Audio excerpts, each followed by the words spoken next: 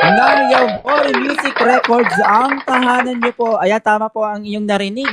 Ang tahanan nating lahat na kung saan pinagsama-sama natin ang magagaling na artist dito sa TikTok world. Grabe naman yan. Isang magandang gabi po sa lahat para sa pagsalubong sa semifinals night ng paghamon. Grabe naman. Palakpakan po natin siyempre ang ating co-founder na nagbigay sa atin ng magagandang awitin na nagpapaalala na tayo ay mapagmahal na nilalang. Kaya naman, welcome po dito sa tahanan ng Yabori Music ulit. Maraming salamat of course. Let's all welcome ang ating co-founder, ang nag-iisang Liam Pangilinan.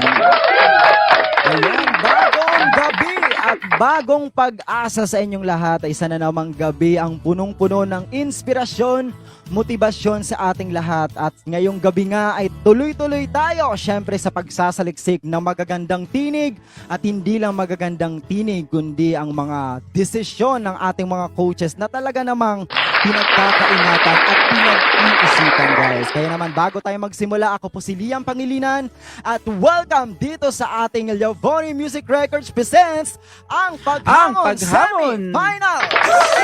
Talentong hindi matatawaran. Sa bawat paghamon, boses ang laban. Grabe naman yan.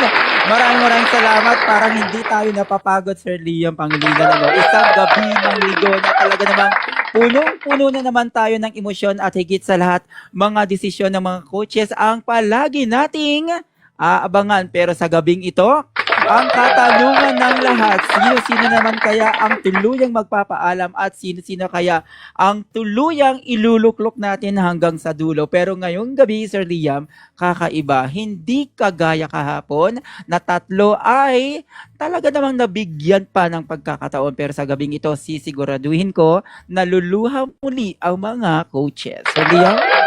Yes, tama ka din, Sir Ben. Speaking of sigurado, talaga namang sigurado na ako talagang mababanggit ko dahil ang mga prizes natin ay talagang sigurado, Sir Benz, dahil ang second placer natin ay makakatanggap ng tumataginting na 5,000 pesos.